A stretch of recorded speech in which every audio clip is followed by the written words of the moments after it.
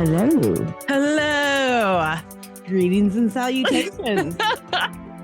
Welcome back. Welcome back. Sorry for the delay. Sorry. Very apologetic. I'm very sorry. But I feel like it's for the better because both of these worked out for the better because we're coming to Yeah. you with a double deck. It's a double whammy. A double decker episode. And I love the puns. as Rachel would call it, it will be an extravaganza. Oh my God. Below deck extravaganza. But it actually worked out well because these two episodes allow us to cover the entire charter. So we're going to do both episodes together. We apologize for that. Just, life happens, right? So we're going to do both episodes tonight. And we have all kinds of fun. Well, I think so. I do. We have all kinds of fun planned for you. And I'm very, very excited about this because woo-hoo. So I'll turn it over to Captain Ashley. I think these were like the nicest, best charter guests. And if you cannot have a great charter with Gigi and with these charter guests, there is no hope for this boat. There's no hope. It's funny because she, Sandy says, oh, they're expected, the best and they get what they want when they want and all this stuff, right? So you expected them to be this very high maintenance and they didn't otherwise seem high maintenance in a lot of the ways that you see other high maintenance stuff. Guests, the things that they complained about were legitimate issues to complain about. And they didn't even really complain. It was only when sort of asked about it, 100%. What we've seen from other guests that are either there to be ridiculous or just are ridiculous. Well, and when it came to their profile, it came to their, their overviews, they were very clear about what they wanted. There wasn't anything hidden. I know Jonah was a little concerned with a variety of what people wanted, but what we've seen in the past, I don't think this is a very complicated charter. No.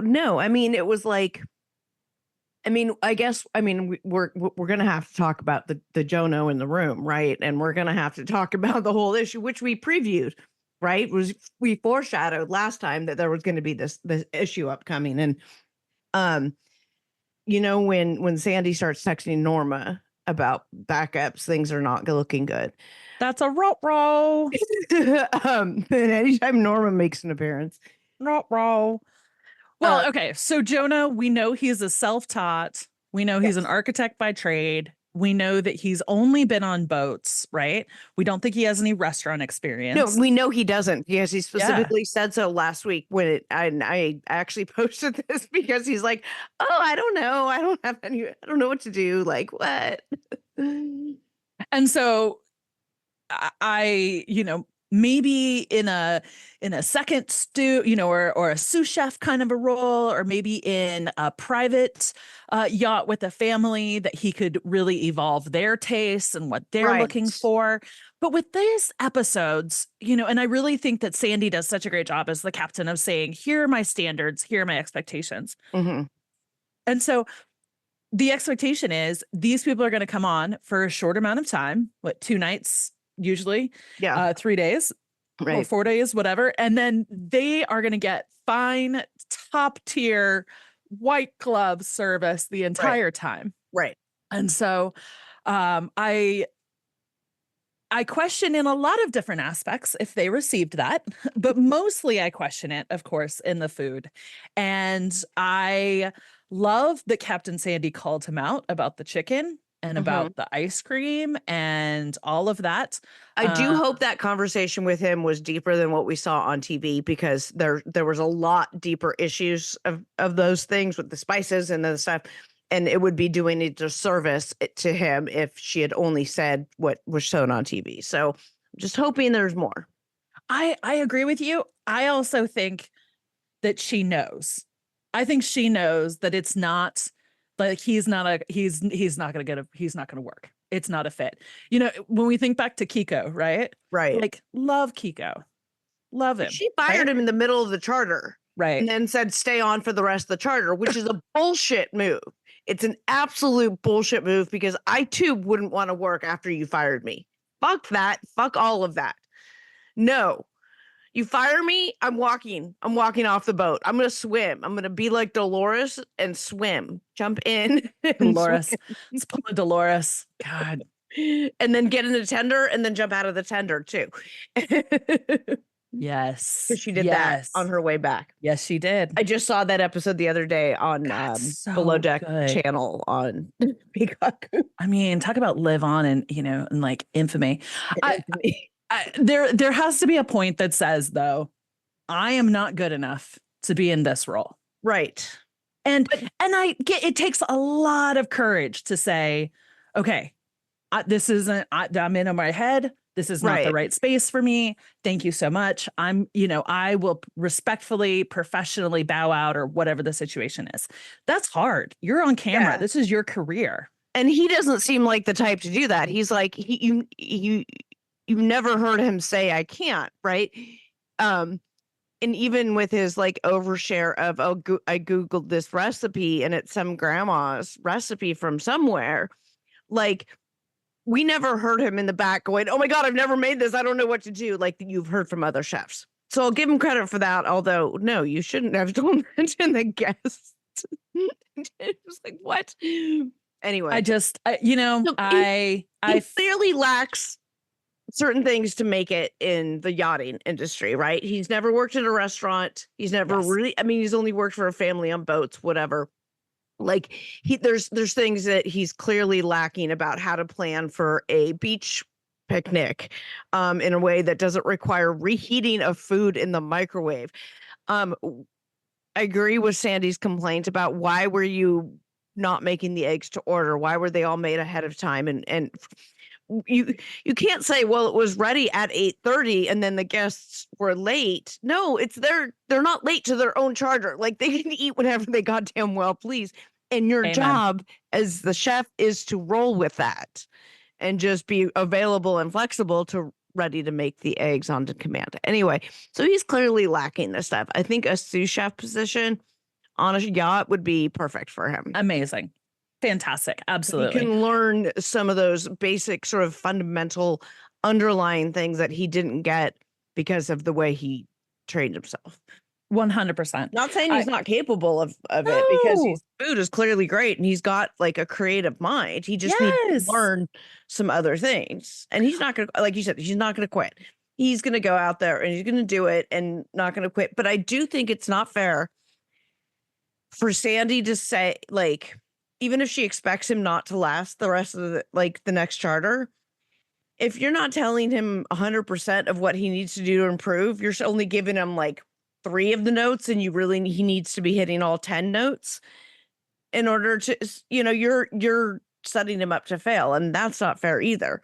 Like you either say, this is the standard, you either meet it or don't, but you don't lower the standard and then fire him for not meeting the higher standard. So I hear what you're saying as well. And I think that I would be 100% in agreement with you if I thought that Jono had the capacity to do the work. Right. Okay. So, according to Stephen Covey, the junior, not the senior, trust is character and competence. Right. So do you have the character for the job and do you have the competence for the job? As for his character, we can talk about that. And I think his attitude and his character is showing in a couple of ways that I don't think is in alignment with what they need. But in terms of competence, just because you were a great architect does not mean that you know flavors and you know how to build flavors and you know what, flavors, how to engage. How to compose it on a plate. Yes. Into a meal that's cohesive from, appetizers all the way through dessert. And so if you don't have that knowledge, shame in being self-taught. Yes. But you have to recognize that being self-taught means you don't know a lot of these things and you should go find a way to learn them if they're necessary tools. Wouldn't that be awesome? That'd be great. Be like, I don't know. Okay, let's go learn that. Like, where could he learn it? Right.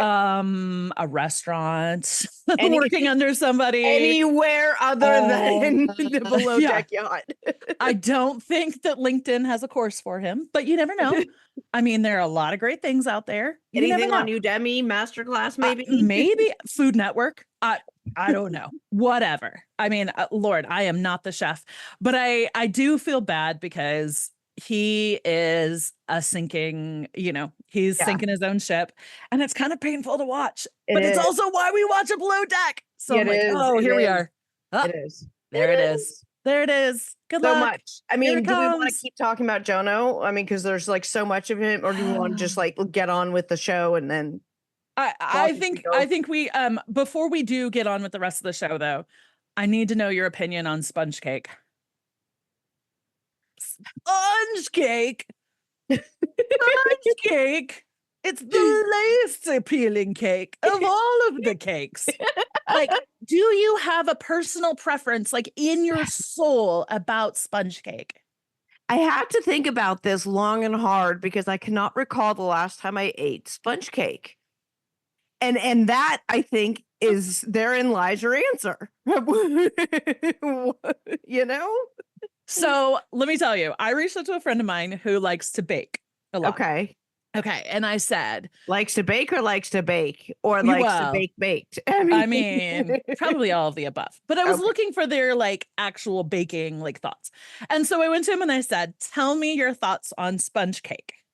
Like when would you make a sponge cake? Like when, And they were like, and I was like, "Okay, all right. That kind of tells me what I need to know." And I said, as somebody who is not a frequent baker, Right. um, when would I have had sponge cake? Yes. And they said, "When was the last time you had a Twinkie?" And I was like, Oh, "You know what? That is actually a really good point." And they were like, you fair know, point. they were Fair. like, Twinkies with a sponge cake.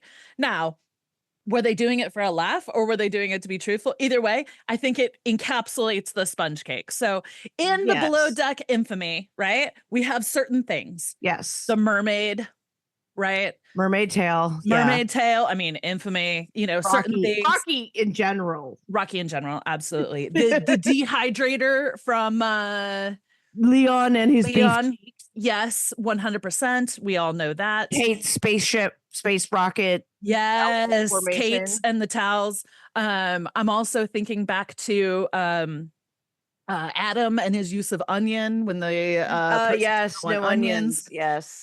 and so I feel as if, French toast, right? Mm. Rachel's French toast, like it's Rachel's French iconic. toast. Rachel's seafood extravaganza. Extravaganza. I believe that there will never ever again be served a sponge cake on a Below Deck charter. Okay, can we take it one step beyond the sponge cake? Yes.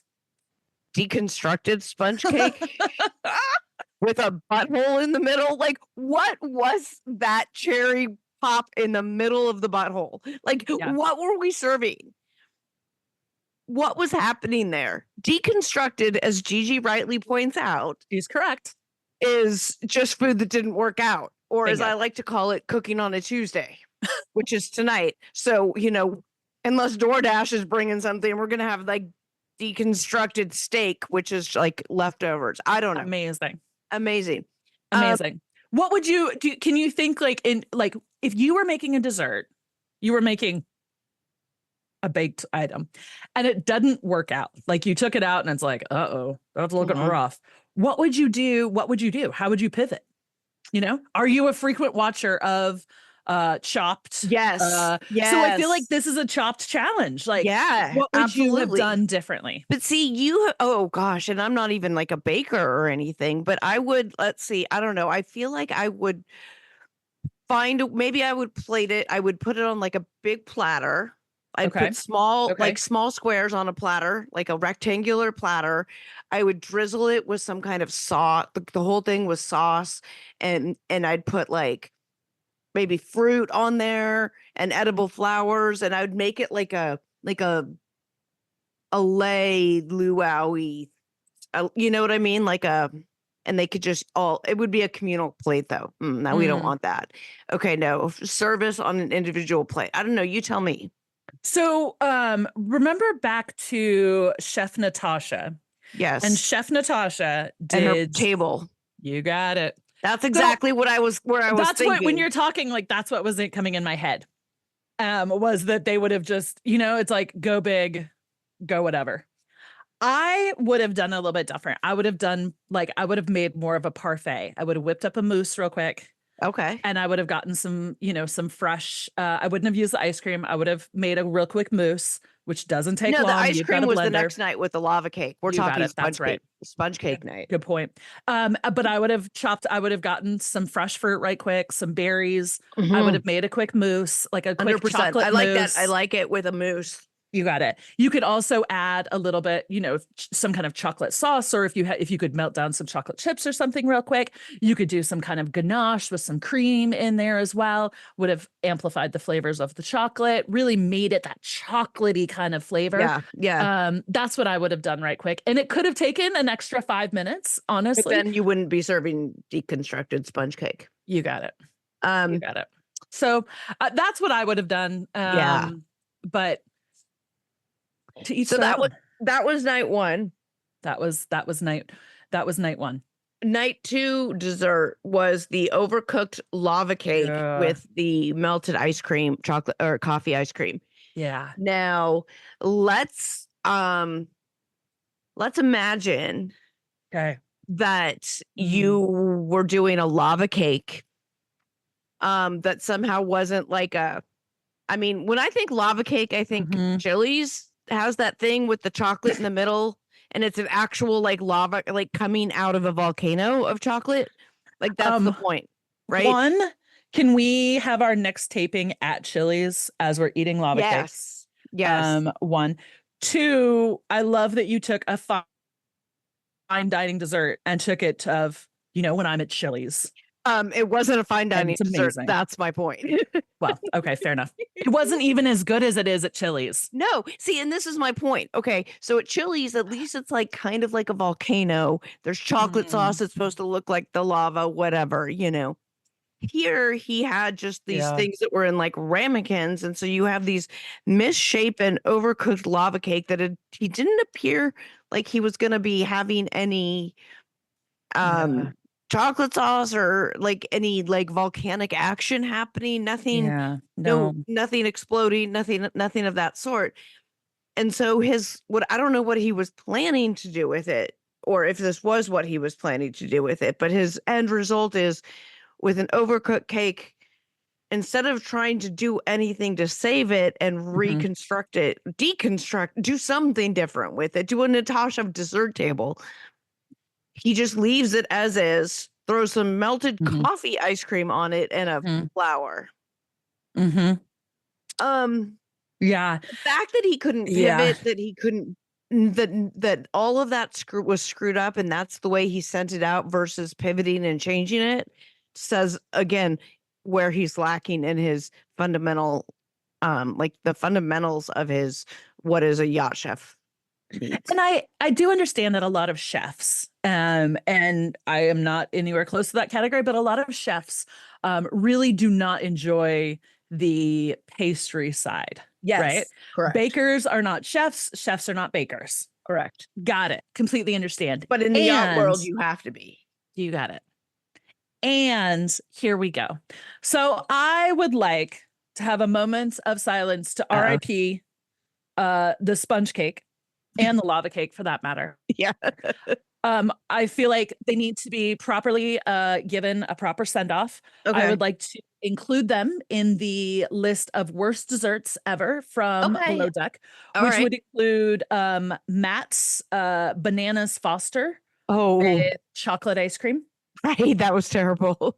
That was special. I know we didn't see much of Chef Mila, which is really a disappointment for us all. Chef Mila, R.I.P.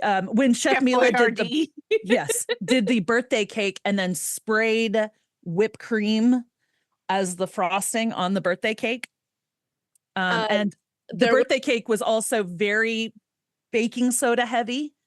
And so it had that really nasty kind of taste to it. Yeah. So RIP to that. And then of course, I do think we should RIP the dessert table. That's just, Oh, Natasha's dessert table, 100%. yeah, Awful. I'm sorry. It's I awful. just I just think it's not It's appropriate. awful. That Yeah. needs to be 86, as they say in the Yeah. kitchen industry, right? 86 that from the menu. So an RIP. Dun, dun, dun. This is me saluting as we send them off. In your kitty cat Do, do, do. headphones. I feel like we should we I feel like we need to have like a proper funeral, like in the pool with Mhm. like, I don't, sunset. No, I'm just kidding. Yeah. I'm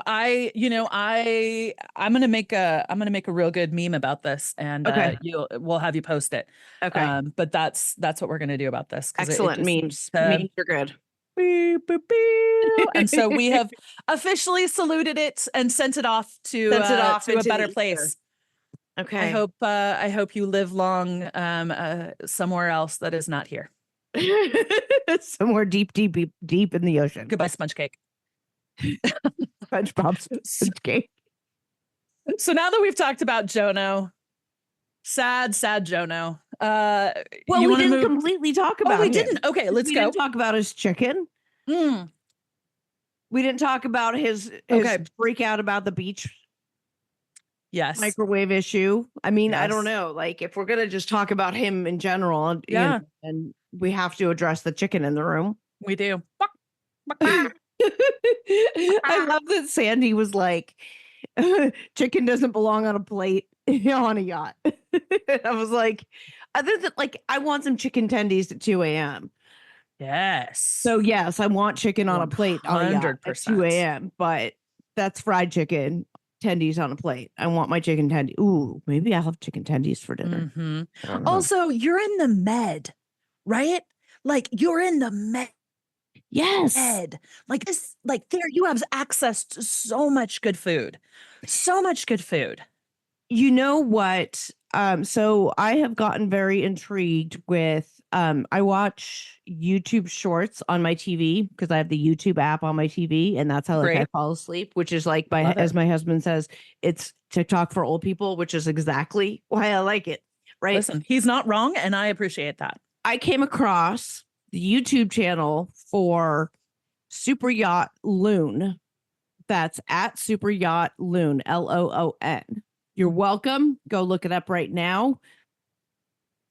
They are a real super yacht that does all of these things that are based out of like Fort Lauderdale, and they have a bunch of YouTube videos. They've got 2 alternating head chefs, and they have a sous chef, and they have this huge like, I mean, their galley is huge, like their whole thing is huge, and it's great. And they've got a guy that's dedicated to social media, so he films all of this stuff all of the time, and this shit is bananas. It's like Oh my gosh. amazing, like the crew that they have and everything. Anyway, from watching that, I have learned that when they are in the med, particularly, those breakfast pastries that we see, they don't make them is because they're so good. They're in all of these little seaside shops. They go in there in the morning. The chefs go in there to provision. They always get that for the guests. All of that to say, maybe he could have done that for a dessert, or, you see that frequently, right? When the chefs don't have time or something, like, okay, we'll order the dessert out. That's fine. Or, and my understanding is that sometimes they'll like pre-order, and they'll order them pre-baked. And so it'll be like, okay, I'd like 8 croissants, pre-baked. Yes. And then the chef will take the, ready to go refrigerated dough, stick it into the oven, for 8 minutes, and then be able to do it. With Jono as well, and his options are not, he's not picking quality options. No. I also have a question about tasting your food. So, every chef that we've heard from, and everyone that we've heard from over and over again on our Food Network, is people say you have to taste your food throughout the process. Right. Because that's how you build the flavors. You understand if something's gotten to that point where you can transition it. and that point. And I went back, and when I rewatched the episode, I looked for him tasting. I was going to say, you see the other chefs doing that You got it. all night. You see them doing that. Bingo. And you don't see that with him. Correct. Bingo. 100%. And maybe So, he wouldn't have sent out whatever he did with that nutmeg and coriander or whatever the hell he was you got it. serving. So when, back when Ben was making a stew. It was like a seafood stew. The shrimp where he put the You ice in got it. But they wanted it cold. So they immediately put ice into it. So he had tasted it, but he hadn't tasted it after he watered it down with the ice. He didn't, because he was distracted by Emily in that season. And that bingo. What he had done is he had thrown the ice in there to stop the shrimp from cooking, and that watered down the broth. And then you got it. That 100%. And that's what Ben continued to say. I tasted the broth when it was, before the icing. The broth was amazing. Yeah. I did not taste the broth after I added the ice. Yeah. And so that was, he was like, that was my fault.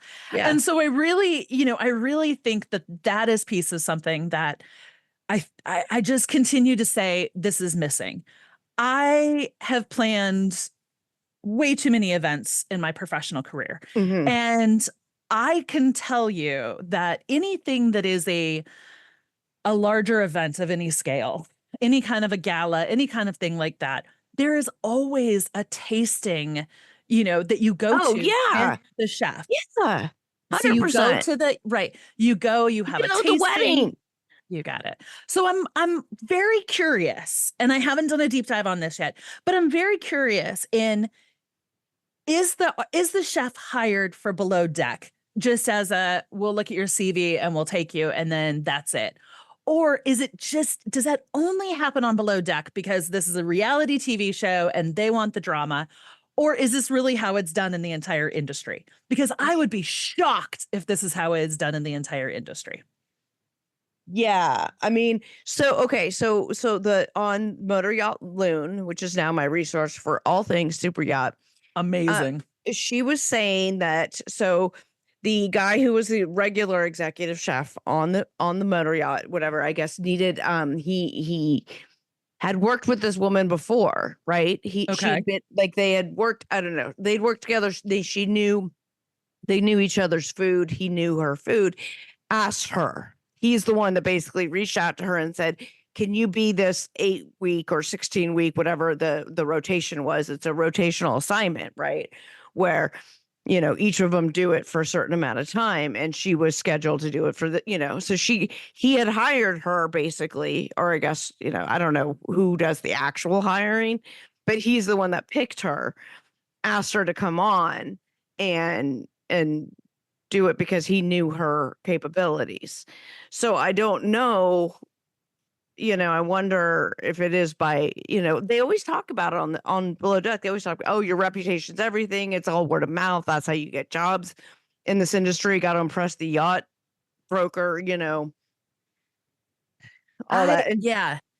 I am shocked that somebody like that, and maybe they did. You know what? Maybe they did, Katrina. Yeah, maybe there's a one-off tasting and you get to present anything that you'd like. And here it is. And right.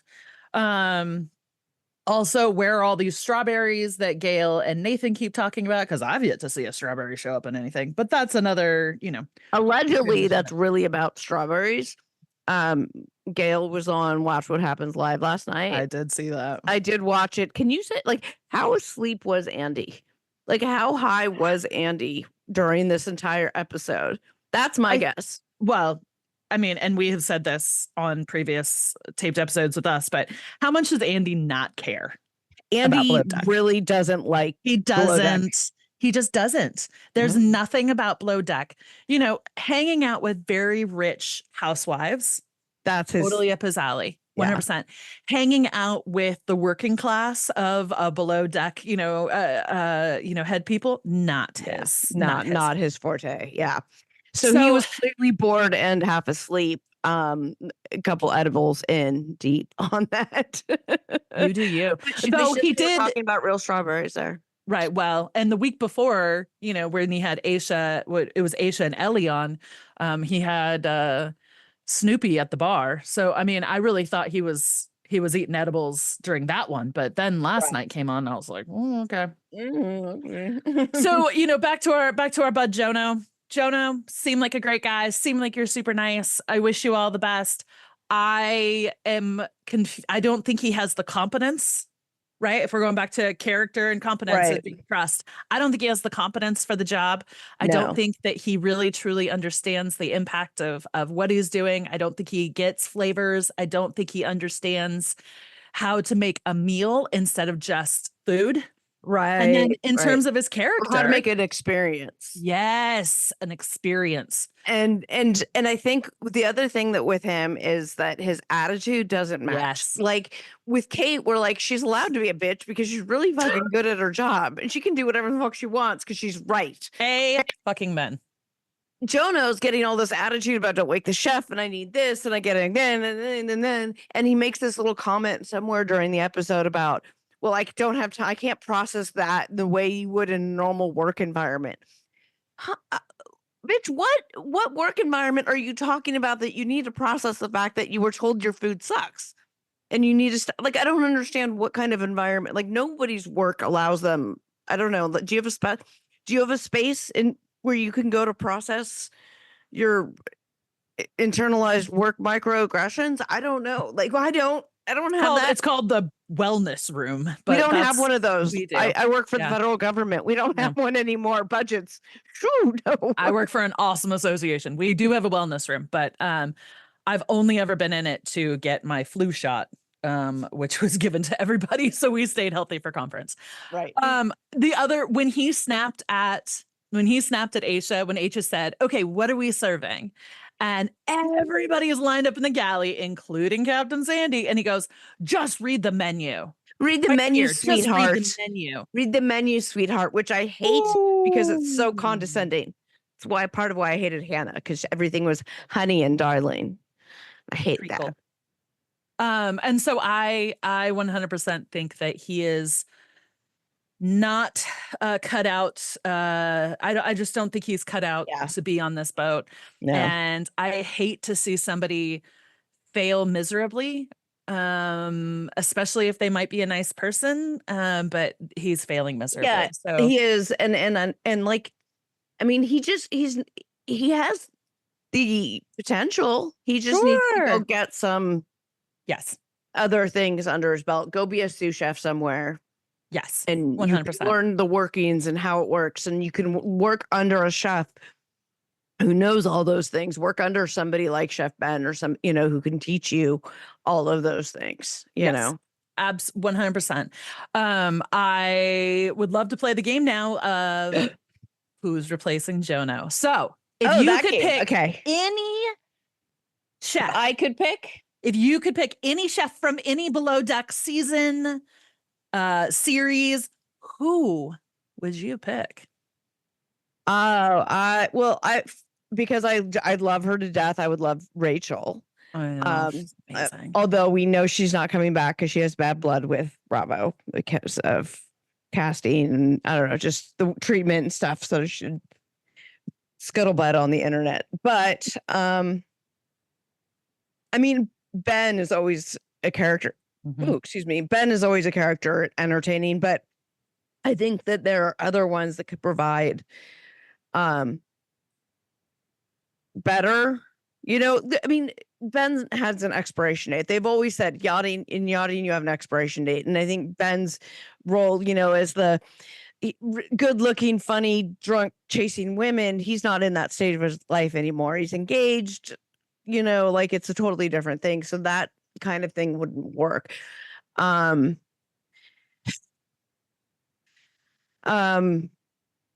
God, for entertainment value. Oh, you know who I really like too? Um, Zarina from Down Under. I would love to Yes. see her because I That's love her a food. pull. Okay. All right. Okay, so here's the thing. She is widely considered to be like on the Reddits to be like the actual best chef above like Rachel and things like that. Wow. Oh, that there's like a minority of people that are very vocal about they think that, Rachel Widely gets best chef type of thing, but you know, Zarina is a little bit of a sleeper over there, and like she has fantastic food, but also she's a personality wise would be awesome for the show. Okay. So Okay. I I would get love to that. see that, but in my dreamland. What about you? Well, who would you like? Of course, Rachel. I think she's just absolutely phenomenal. And I think she is just somebody who has a natural talent for this, as well as worked on her skills. Yes. Because I think you can be good at something, but unless you really apply yourself and I think she has, and I'm Oh, she just does. She like she becomes, right. you know. So the only other person I would be super excited, and I'm putting this one out there because I think the boat needs this. Oh. I would bring back Chef Marco. Oh, Right? Marco. He's so Marco, good. super talented, Super talented. has I, great energy, yes. incredibly hot. I think that there's a little bit lacking, on the boat hotness scale. I Yeah, would bring back Chef we Marco. could use we could use some Marco energy on that boat. Oh, that would be so good. Yes. Yeah. Okay. I 100%. All right. I'm Um, down. I'm down yeah, with that. I would bring back Marco. Okay. So All right. Yep. That blows mine out of the water. yeah, sorry, hotness scale. I went with the hotness scale. Is there anything else we're missing? Let's do one other thing. How many more episodes is going to go by before Jono is shown off the boat? We're gonna get at least one more with him. Probably two, because they're gonna let him finish out the charter. Okay. So at least two. So I'm going to say I think they're going to give him more. And let me tell you why. Okay. I think we're going so we're on episode 4 You think we're now. going the whole way? No, I do not think we're going the whole way, because I think that would look bad on Sandy, and Sandy is not going to allow that to happen. Okay. So recently Jono did a little recap on his Instagram about this all, and reliving the moments and everything. And he did it as he is like getting dressed and everything. It's really ridiculous. Okay. But what I will say, he said, it's been really tough, going over these moments. It's been really tough reliving it, but everything's a learning experience, blah, blah, blah, blah, blah. And in the comments, there was 2 charter guests from this charter that we are watching. One was, I want to say it's Sandy, or it's Sandj. Oh, it must Julie. And it says, as a guest on that charter, I could not have been happier with my food and incredibly grateful for your graceful accommodated my Purellia preference sheets. You can cook for me anytime, though I'm sure the idea of it is not appealing. And then second, Interesting. That last, right. although I'm sure the idea of it is not appealing. That's an interesting, not expecting that. Okay. A second one came forward, Law Early. And she said, Jono, I just wanted to reach out and let you know I was on this charter. I thought your food was great. The seafood beach lunch was beyond fantastic. I adore you. Trust me when I say we all didn't feel the same way about your food. I thought it was fantastic. Say positive, friend. Oh. And then also underneath it, the Balkan Biscuit, who is our very own Ellie, OnlyFans Ellie here, right, said, hello, handsome. We're only 4 episodes in. We've seen nothing yet. And Jono comes back and says, the best is yet to come. And she responds with 100s and then a fist bump. So something's about to go down. Something's about to go down. Hold tight. But I think it's above. I think it is above 2 episodes. I think we're going 3 or 4 episodes. So You're right. I would go with that, because every time I thought like, Sandy was about to fire Hannah, she lasted like 3 more seasons beyond when I thought Sandy was actually going to fire her. So Agreed. Clearly wrong on the longevity. Absolutely. So, would you be willing to put if it's 2 episodes, if it's 3 episodes or less, you buy the lava cake at Chili's. Okay. If it's 4 episodes or more, or it's Lava- 3 episodes less, I will buy the lava cake because Okay. you were correct. If it ends up being 4 episodes or more, I you buy. are buying the lava cake. Okay, lava cake. Lava cake. Here we go.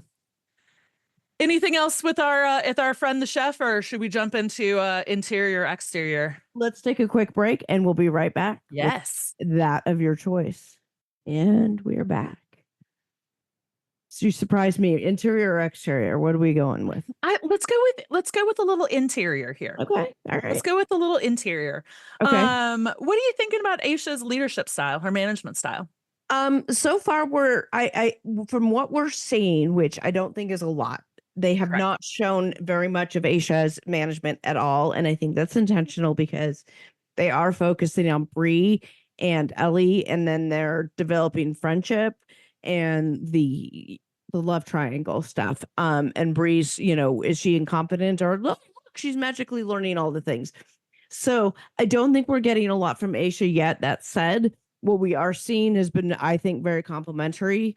I think when she was talking about the snafu, I'll use that to put it nicely, of the beach picnic, she was like, oh yeah, it's okay, it's just a miscommunication thing, it'll be fine.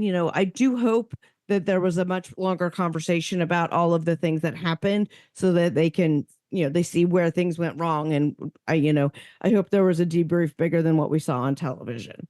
That said, if there was, then yes, because she is in a responsibility to have those discussions with him about what happened. Did your people screw up? My people screw up? Where are all these things happening so that we can address it and fix it for next time? Your thoughts? I agree with all of that. I also, on last week's episode of Watch What Happens Live, Aisha shared that her style, specifically for Bree, was to be very positive and to be focusing on what she was doing right, in hopes that she would keep that energy up to try to continue to do more right things. So instead of harbor on everything that was wrong, it was, let's really spend our time on what's right, and then she will want to learn more and get more. Right. So I thought that was I thought that was a smart way to do it. I think that she is she's being purposeful, and so I'm like, okay, let's see how this plays out. Right. I do think, though, there comes a time when you have to say, it's not all happy rainbows and sunshine. There comes a time that says, absolutely. Hey guys, Hetero Life Mate here. Why are so many dogs suffering with health issues? Actress Katherine Heigl, you know her. She's helped save over 16,000 dogs through her foundation. She says she's seeing more issues with dogs' joints, odors, and health than ever before. And after doing a bunch of research, she thinks there's one place we can look to support any dog's health: their food. So she decided to create something she could actually feel good about feeding her dogs. It's called Superfood Complete. Superfood Complete is made with over 30 of the healthiest ingredients on the planet, including several superfoods vital to your dog's health. Badlands Ranch also supports the Jason Dubas Heigl Foundation, which has helped rescue thousands of dogs and place them in loving homes. Our dogs have tried this food. They love this food. One of our dogs is very picky with what she eats, Luna, but she loves this stuff. And of course, their health is so important to us. They offer Katrina so much companionship as she spends a lot of her time at home working from home while I'm at work. And so getting up with Badlands Ranch and Badlands Pets has been fantastic for them. And it gives the dogs something to look forward to at mealtime. Here's what you need to do, guys. Go to badlandsranch.com. Now listen closely to the show code. It's Fraudcast, but without the D. FRAU cast. Badlandsranch.com/FRAU cast and order right now to get up to 50% off your regular priced order with a 90-day money-back guarantee. If you want your dog to experience all these incredible things, go to badlandsranch.com/FRAU cast today. Not. This does not meet my expectation, and this is what needs to happen. And so I'm very curious how that's going to happen and how that's going to play out. Each season that she's done this, she keeps saying, I was too nice before, I'm going to be meaner this time. And each time she's not, she lets things go on long beyond where they should be acceptable as a manager. No, you need to stop that person and let them know in however manner works, whether it's, you need to be, shown once, whatever their learning style is, but if they're not getting it, you need to at some point. Yeah. Do it. And yeah. So we'll see if she actually follows through on that. But we'll see. My favorite, I do have to say, Ellie drives me bonkers. A little bit. She drives me bonkers. And I think what encapsulates how much Ellie drives me bonkers is when she said, if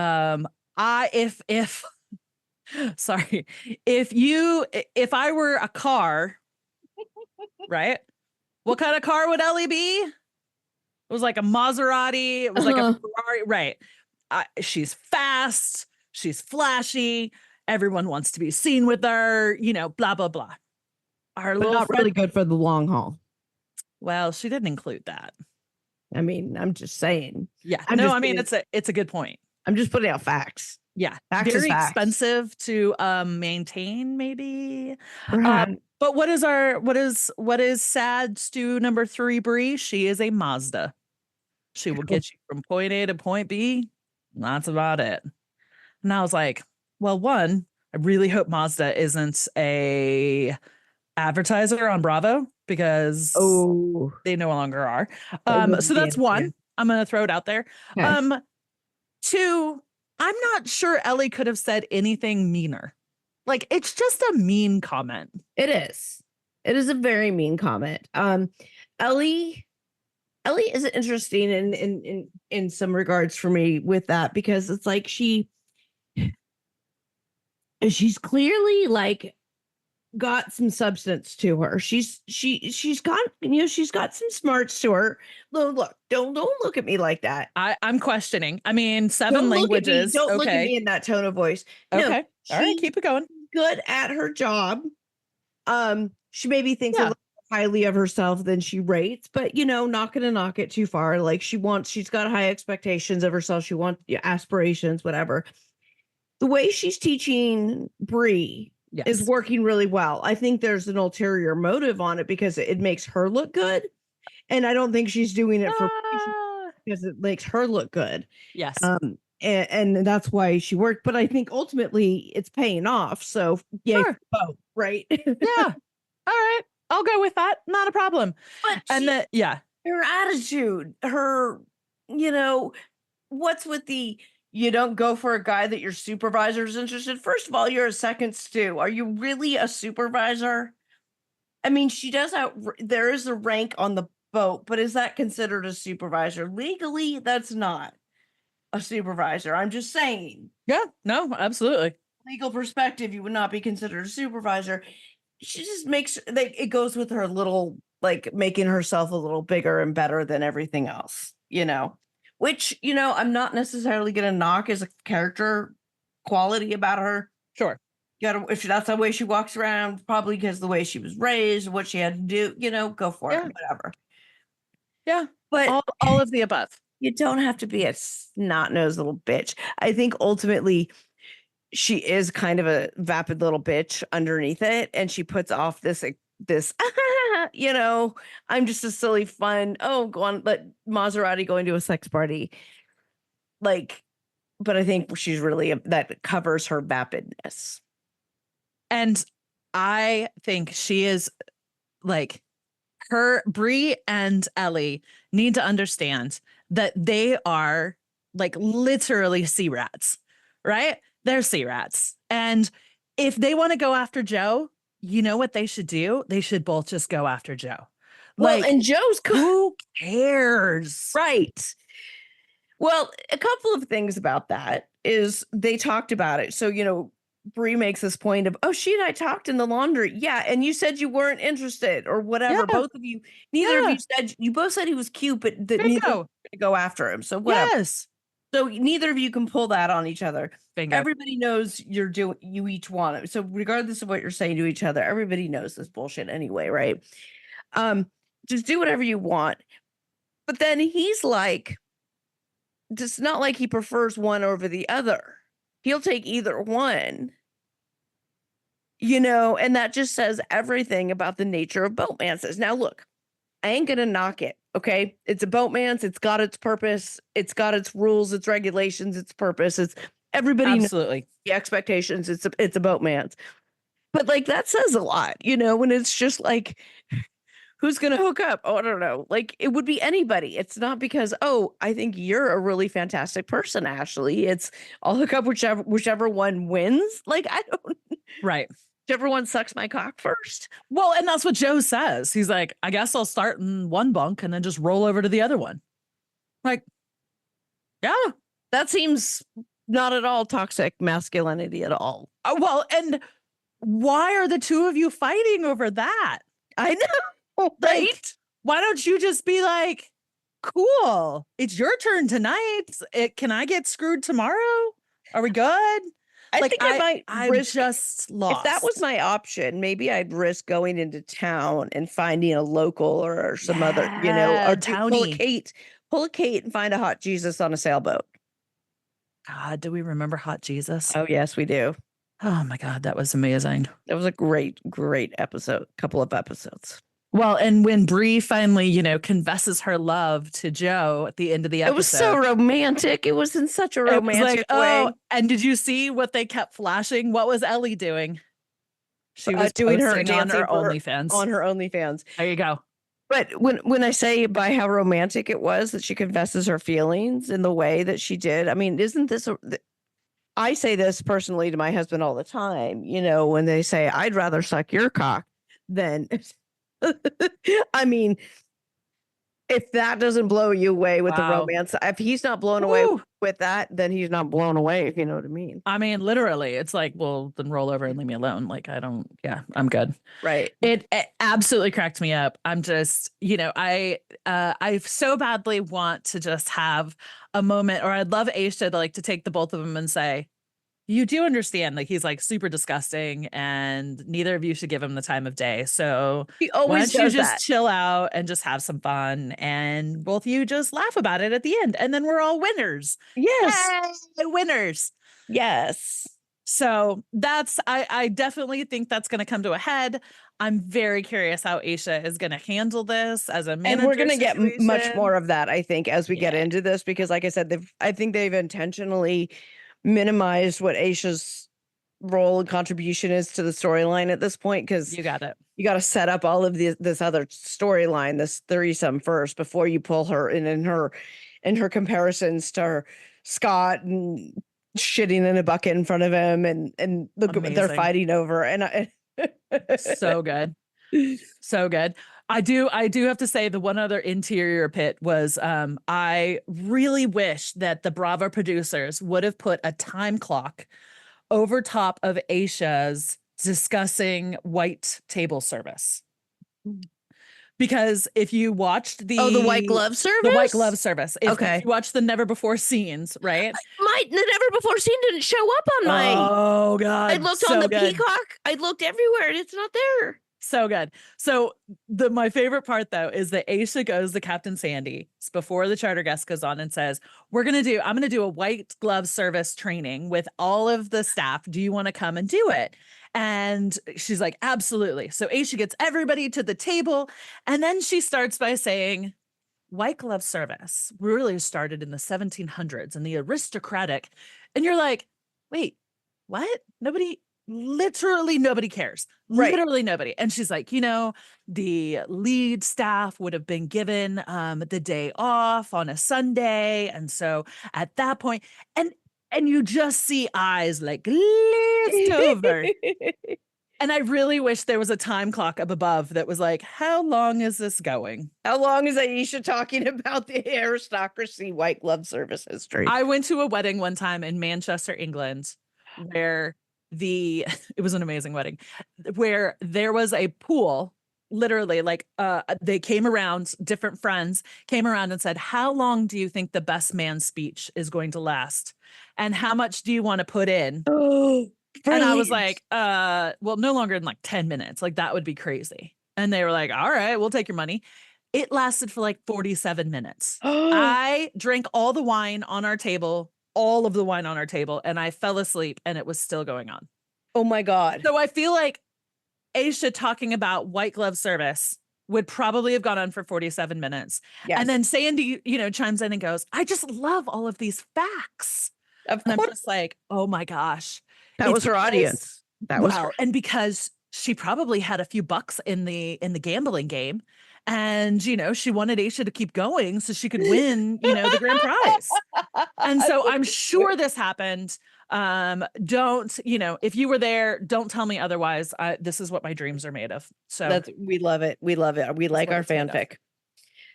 So Like in my fan exterior- fiction land, Hosea is the father of Oh. Kate's baby. Yeah, I could totally. I would love that. Whether they conceived biblically or not, I don't care. Yeah. doesn't matter. I don't have an opinion necessarily on the conception, but Yeah. I believe, that's my fanfic world. Oh, I love that. I thought it was Dean. Is Dean not the father of Kate Chastain's baby? No. Is rocket ship? No. Okay. So let's talk about our exterior career. Okay. Where do you want to start? Man, I mean, I think we got to start with Gail and Nathan. Okay. And their strawberry hunts. So she got caught sneaking in the out. beginning, how she gets caught by the cameras. Yeah. So they they're come like, back. "Do you need a mic? Where are you going? Let's give you a mic. We're gonna mic you up." And she's like, "Oh shit!" Right. Fourth wall just got broken. Right. They're back from their very first crew night out. The two of them are like, we need to Shout get out your camera. producers, cock got blocking it. that situation. That was Man. hilarious. That she So good. I love everything about. I love Gail, but I love that you caught her. And So proud of you guys. yes, love you, And- production. Yes. Well done.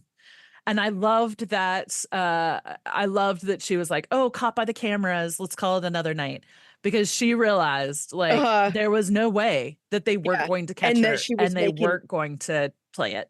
That sobered her up real quick. And she's like, "Oh shit, wait, maybe not. This isn't what I wanted to do." I mean, if she ends up going down that road, which we can take predictions on, I think she will go about it differently because, they do show her talking to her boyfriend. And anytime that's going on, that's going to be a storyline plot point at some point. Absolutely. They also have said, she was on Watch What Happens Live this past week, so last night. Yes. And Andy specifically said, "Are you still with your boyfriend from that boat?" And she goes, "I don't really want to say. Why don't you watch to wait to see what happens?" So we know that's coming. We know it's coming. Okay. Here we go. Excellent. This will be fun to see how this transpires. I love it. I love it myself. Now, on the hottiness scale, I think the hottest dude on the entire boat, hands down, is Ian. He lost points with me this last episode because of his dumbness. Yes. And honestly, the personality, the dumbness is just overtakes everything about somebody. Like that makes everything for me. Mhm. Physically, I can't be attracted to somebody if they're a dumbass like that. And he's just watching him took away some of his attractiveness. I do think he's I do think he's a good looking man. Certainly would smash at the end of the night at the bar, probably even earlier in the night. Probably wouldn't have to wait. It'd probably be like a midnight hookup. I wouldn't have to wait for 2 a.m. or 4 a.m. But I don't think he's the most attractive. I like Nathan, I think, better. Interesting. Okay. Yeah. Joe doesn't do a whole lot for it. I mean, he does, but he doesn't yet. His personality wise, he's starting to show a little gumption about not putting up with the Ian shenanigans, which actually raises his attractiveness in my book because it's showing that he's got his head together and he's like, wait a minute, so he's kind of got it, his shit together, and that's attractiveness to me. So on the hottie scale for the males on the boat, you've got Nathan, and then you're to Joe. And then where would you put Jono and I think Jono is very Ian? attractive. Okay. If he was a straight man, 100% smash. Yeah. Okay. Definitely. I mean, at some point in my life, I would smash all of them. Let's just say that. Okay, I'll go with that. Yeah. So in hotness scale, Different phases of my life. You know what I mean? Yes. Like Jono, if straight, would be, but much more like later on in my life, more grown up, right? Mhm. Whereas like Joe or Nathan or even Ian would be like, yeah, post college, but not yet life. You know what I mean? Like going out to the club, you have a good job. You have a good job post Yes. college, but you don't have like kids and responsibilities yet. So you have like Ugh. money. So you're like all the kids that hang out and like all the Booz Allen Hamilton people who work, who Yes. like live in Arlington and shit. Yes. Let's hear it for the Roswell frat boys. Let's hear it. Exactly. Ooh. Yeah. Let's do that. There's something about the ruggedness of Ian that, you know, I do find that really, like, I'm like, you're the hottest one there and nobody is watching. I think Ian is exceptionally smart when it comes to boat knowledge, when it comes to running a boat or running the things. I don't think he has a lot of smarts in terms of management. No, So right. this is a really big pet peeve of mine, which is when people are coming through their career, right? The only way to really advance in your career is to take on a managerial role. Yes, career development, as we call it. Yes. And so not everybody is meant to be a manager. No, correct. They just aren't. And that's okay. You can be a really, really, really good specialist. And not everybody wants to be a manager. Some Absolutely. people are really good number twos and they like it that way. Bingo. They much prefer it that way. Absolutely. So I, you know, it's kind of a disappointing situation where it's like, gosh, the only way for him to be in charge is, you know, and to be able to show that he knows what things are and knows how to do it.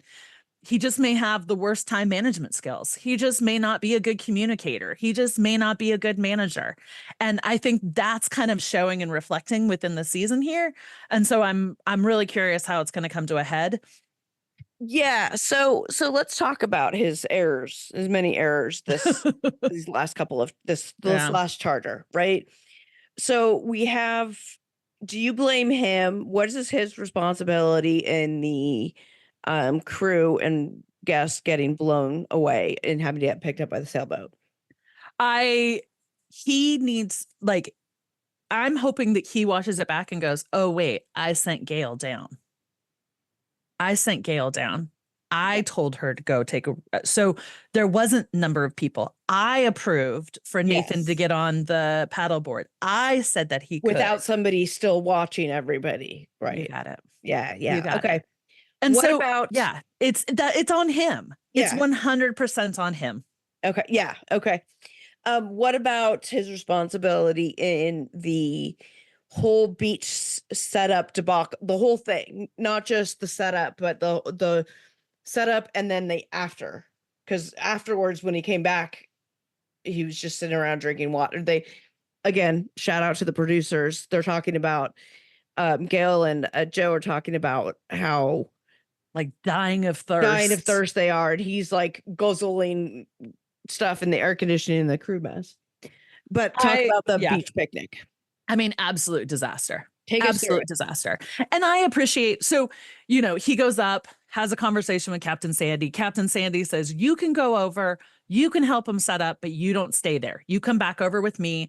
You come back here at the boat. It's a safety issue. That's what you do. On the boat. Yeah, exactly. So I think that couldn't have been a clearer situation. And what happened? He didn't go over to set up. He did not. He dropped and ran. Misheard or whatever happened. There was some processing. Something happened in that processing where he heard you have to stay on the boat and didn't hear the rest of it. So from, you know, I see a beach picnic to me is like throwing an event off site. Yeah. Right. So it's like, you know, we're here in the DC area. Let's say you've got an event in Chicago. How are you going to imagine sending your staff to Chicago to get it set up? There was no prospecting. There was no going and looking at the location, understanding what it was like. Best way to get there. What was going to work? Do we have canopy? Can we use the canopies? Can we not? What kind of chairs? Like All It's of going to that be a stuff. long walk. We should probably make sure that we have the trolleys. It's going to, there was nothing done there. No There was preparation, no no planning for that. there Yeah. was no outlining of what the expectations were. Okay, so it's a picnic, and it's games and it's from this time to this time. Joe, as the lead deck, you are in charge of all of the activities. You're in charge of all of it. Okay, so I'm Go do delegating it, set it up, go do it, which Bingo. isn't necessarily wrong. Like, it's not Mhm. necessarily wrong for the bosun to delegate the setup of a beach picnic to the lead deckhand, Absolutely. depending on what's going on, Um, But why would you ever, ever, as a leader, allow your team to go for the very first one yeah. without some Yes. micromanaging? And he says it within the episode. He says sometimes you got to micromanage. So he was Like, already no, at actually, that point, no, but he didn't do it. he but so like, he has this weird thing where he micromanages at the wrong times with the wrong Got things. it. The Bingo. things that don't matter. Like, if Yes. you going over there and helping with the beach picnic wasn't micromanaging, in my personal opinion, and this is me as an almost 50-year-old who works in the professional world and has for quite a long time. I think that micromanagers are that way because they don't know how else to manage. They're shitty managers. They don't know how to otherwise manage other than sticking their nose in at these things. I think about the micromanagers that I've had and stuff, great, lovely people, but you can't manage for shit.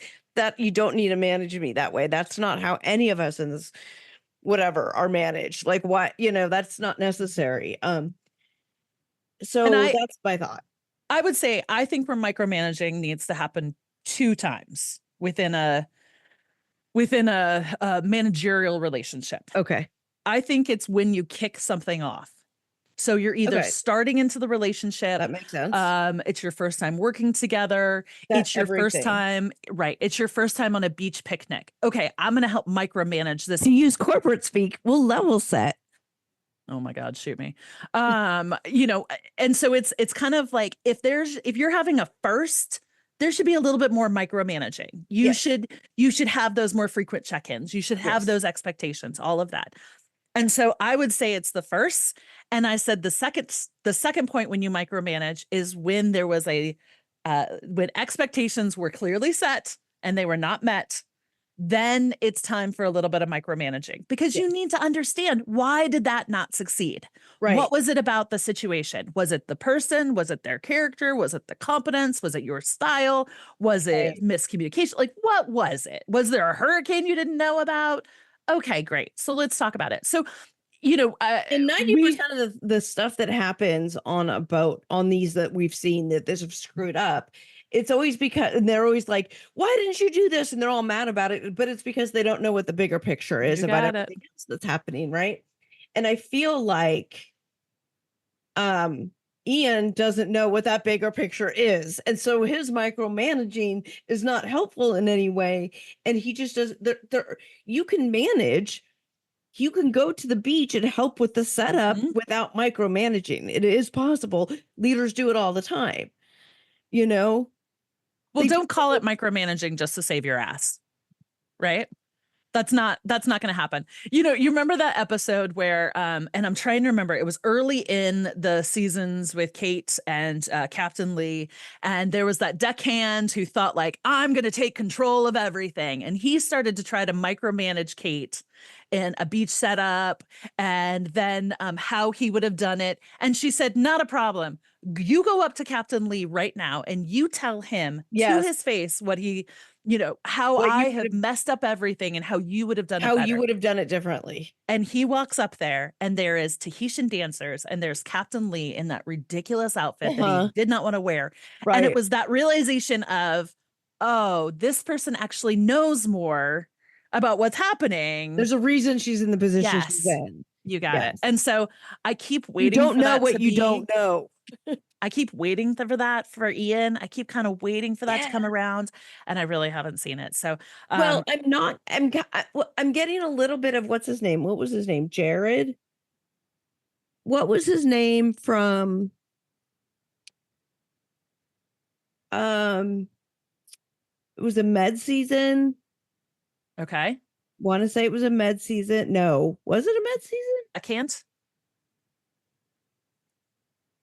Recent season. He didn't last. Okay. ADD. He was always calling his kid in Alaska from a flip phone on a boat, and it was like The bosun. Yeah, in the immediate past below deck. Okay, that's what it was? Okay, yes. Yes. And it was it was the one that just happened with Captain Carey. Okay. Yep, with Captain Carey. Yeah, and that to the same situation. He knew things, yeah, but he definitely didn't put his best foot forward. Didn't know how to manage all of it. And to their credit, I mean, like, it's a lot of work to like go to the manager. But what's also interesting is what I've learned from Motor Yacht Loon and others is that, above the bosun's not an officer. So like above the bosun is the first officer, and then there's engineers. And so there's like this other level of people that we don't see on below deck. You got it. And but thank he goodness, does, I'm glad that they're there so that they, they keep the boat running, because heaven's sakes. Yeah. I'm trying to look it up. It is chef. Jared? It is Jared. You are correct. You are correct. Well done. But he lasted 7 episodes. That's really long for that. So it looks like you might be buying me a lava cake. Okay. The Jono situation. I'm just throwing it out there. All right. Excellent. So I think that there's going to come a little bit of a situation where I think Ian's going to have come to Jesus with his staff and his team. Hopefully, do you think something's going to happen that's going to cause that? Like, is there going to be another major fuck up? Like, I don't know, like Kelly leaving the keys from the tender. Oh God, that was so good. And having to call Captain Lee to come pick him up and all of that nonsense. Yes. I think that there's going to be something that just blows it up, where there's an error or a situation that should have been handled, but wasn't. She's already made Ian go apologize to the guests, for the situation. Ian then blamed it on the crew. I think at some point he's going to do the exact same thing again. I think the crew's going to revolt. They're going to go to Sandy. There's going to be a whole rigmarole, and then they're going to have to work it out. Yeah, because you see Nathan, Joe, and Gail all being like, no, and when all of them are like that, then that it's not just like, okay, maybe it's a personality difference or whatever that they just haven't shown yet. You got it. So, okay. Do you think he's going to last? We're going to keep him, right? Or do you think we're going to have a replacement? I think we're going to keep him. I think Jono, and I still think Bree are the only two potential that we lose this season. Yeah. Okay. That's my vote. That's where I'm standing at. So all right. Okay. we can see how that goes. Okay. So okay, did we get anything from Nathan this time? No, Nathan and Gail, they kicked off episode 3 with their little, didn't the strawberry shortcake that wasn't. Yeah, but both of them, not much. Their storyline is just continuing with a lot of flirtation. So, and this was the the building of the love triangle. Yes. With Eyebrows and the 2 girls. Dun, dun, dun, dun. And it sounds like Eyebrows is going to go with whoever's going to suck his dick first. So that sounds like it's going to be 100%. Based on what we saw on the show, and then also watch what happens live. She definitely goes. Bree definitely goes in for it. Well, she's never lasted a full season, so I just have a feeling that's a forecast that is going to continue. Yeah, that's gonna be interesting. Dun, dun, dun. So for 2 episodes that really were just, I feel like they were character development. I feel like both of the episodes, if we could go back and watch episode 3 and 4 again at the end of the charter season, we would be like, you know what? Yes. And that, I always think about that, because as much as I rewatch these shows, when you go back and watch it again, either right away, like you see it in close in time to your first watching, or even like way later, and you're like, I know me, I like it's different depending on the time in my life. I view these people differently based on my own stuff, right? I do think that I think that we have a lot of forecasting that happened in this episode. I think it's a lot of character development. I also think that that's the part of the book that you're like, oh, can we get on to the chapter that anything good? Like, it's I always need different. some fucking, I need some sucking, I need some crying, I need plates being thrown, I need something good. So I'm really hoping, you know, we sat through episode 3 and 4. We did our due diligence. We're recapping it. 100%. Let's move on to the fucking sucking, throwing, temper tantrums. Let's do this. Time to get going. Let's break some rules. Let's break some law. Let's show our bad signs. Yeah. Let's get some people fired. Let's get on with the firings. 100%. So we can see the dynamics. But I am excited to see. Okay, so what I'm excited about the most in this next coming up is I want to see what Ellie does in response to Bree going full Monty on Joe. Like, she's so outrageous. I'm wondering what she's going to do. Like, is she going to go Laura level on us? Remember Laura and Luke? Yes. And that whole thing on Australia? Yes. Oh. Like, she gives me Laura vibes. Okay. Like, I feel like she's got a little bit of that in her. And so once she sees Bree trying, she's not going to back off. She's going to like double down, strip down right on the table. She's going to get up on the table and start like stripping her Marilyn Monroe outfit or something or whatever. Whatever kind of outfit she has hidden in that closet of hers. She's going to have something else. Yeah. Oh, yeah. 100%. Come out dressed like the snake from the Eras Tour. Oh. Like Taylor Swift Eras Tour. Dude, I'd dress up as 12 hours Kelty would come out and carry me off stage. Carry me on stage. I know. I love London. Love you, babes. So yeah, I don't think that I think Ellie has a competitive streak in her. I don't think she's gonna let this fly. I think she thinks it's a competition. Let's do it. And I think that's gonna make just some real good TV. Yes. And I'm excited. Now I'm a little disappointed though. You did not ask me, even though you told me you were going to, what kind of car I am. You know what? I just assumed that you were also a Maserati. Oh, because I look like one. Because you are hot, you are witty, like, you know, you're like, boom, I got this. No, okay. You know? I just made an assumption. My sincere apologies. I had thought about this long and hard, which is very, very difficult for me these days. So I am that car that I think it's is it a Scion? The one that looks like a toaster, the square box.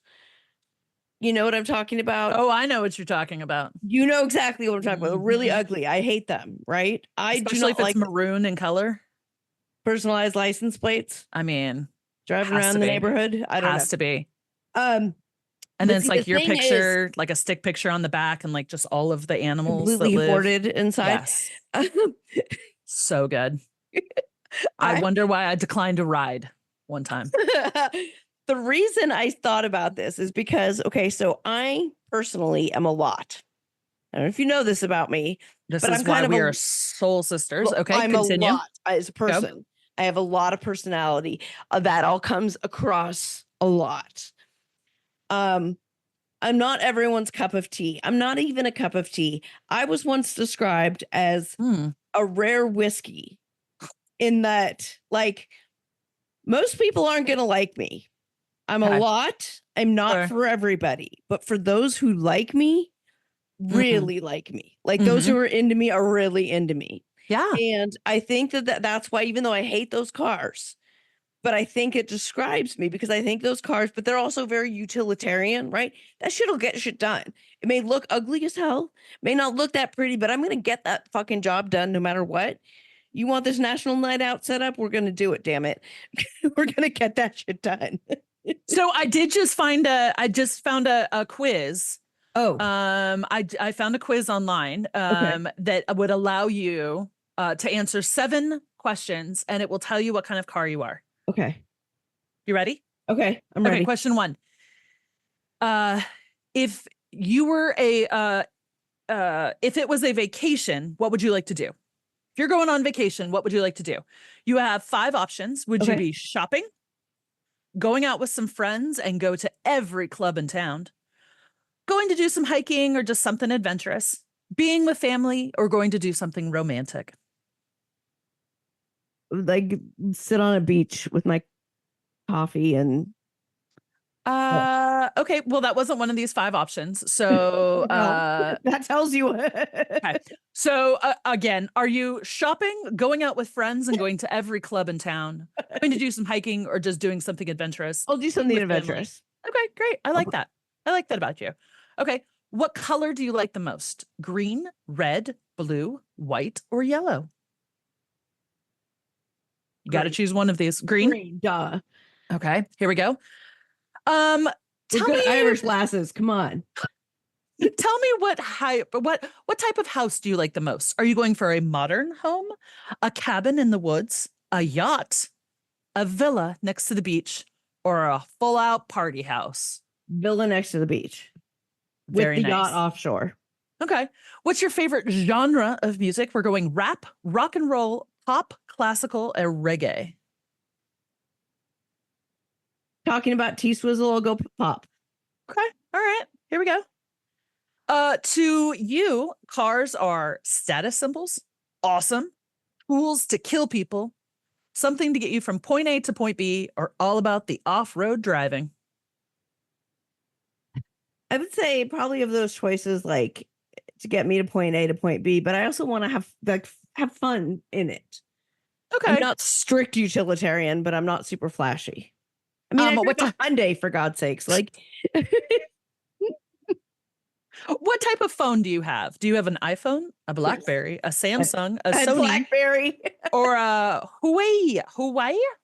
I don't know what that is. I What have kind of phone? an iPhone. You have an iPhone. Fabulous. And last question. What is your favorite place to dine at? Is it IKEA, McDonald's, a nice restaurant, a restaurant with a playroom for children, or like a lunch gardeny kind of place? A nice restaurant.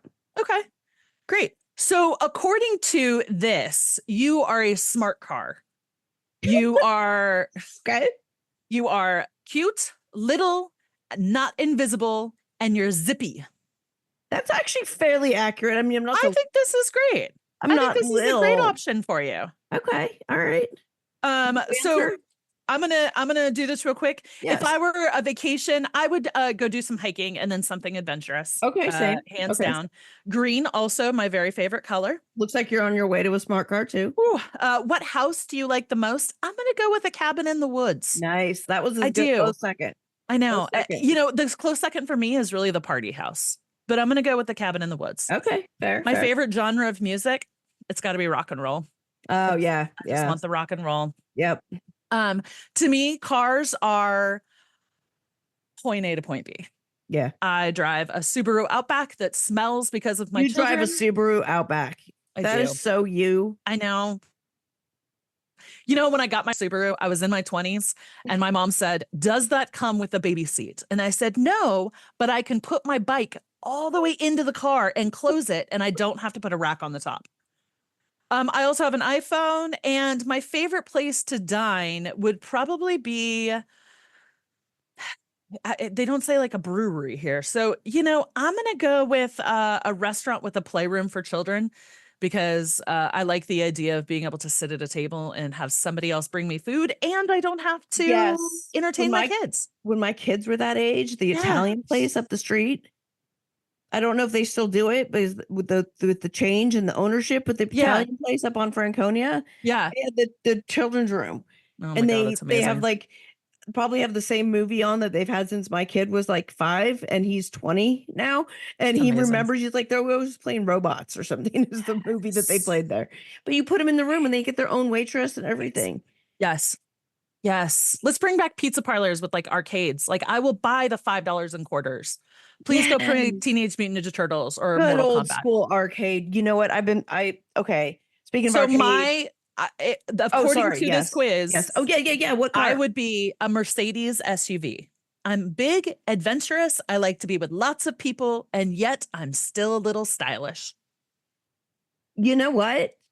You in the cat ears and the blazer says it Yeah, all. That's it. That's it. I'm a Mercedes SUV. That's accurate. All right, I'm good with this. Okay. I'm good with this. Okay, well, neither of us would be fast at making beds, but damn, we're a lot of fun.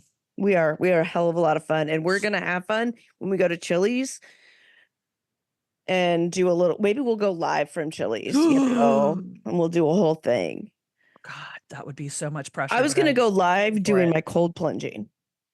Who wants to see me cold plunge? I 100%. That is You can miserable. watch me from your backyard. I will probably. 100% come over and laugh at you. Okay. That's what I'm here for. All right. Every Yeah, no. morning I cold plunge. So come on over, walk your dog. I keep my dogs inside because I can't chase them if they go jump over the fence at your dog. Well, mine's an old Your farting poor blind dog. bulldog, so yeah, he's not going. He doesn't go outside. Yeah, I know. But Gus does. Sweet Gus. Gus. I know Welcome. Gus. I know he's a sweet little. Yes, he's a we sweet love little Gus soul. around here. Anyway, sorry, we're going off. This is what happens when we're neighbors. Love it. Love it. And anyway, so yeah, okay. What kind of car are you? If you would like to tell us what kind of car you are, Yes. maybe I'll put up I'll put up a quiz or a poll Yes. or something in my Instagram stories. And we're gonna get some memes worked out for you. Yes. I'm very Ashley into this. and her Canva account is all over that. We're gonna get some pictures of the worst desserts to ever be made in the Mediterranean. And we are going to go from there. Thank you guys again for joining us. We know it's kind of rough sometimes following us because we're not as consistent as all the things. But I know, thank you guys for sticking with us. You like us, love us, share us, all of the above. subscribe, share us, all of those things. The subscribing things that helps also support our sponsors to the extent we have it. Amen. Yes, really good helps. people. I love it. That really helps. So, all that said, thank you all for tuning in again, and we will catch you next time.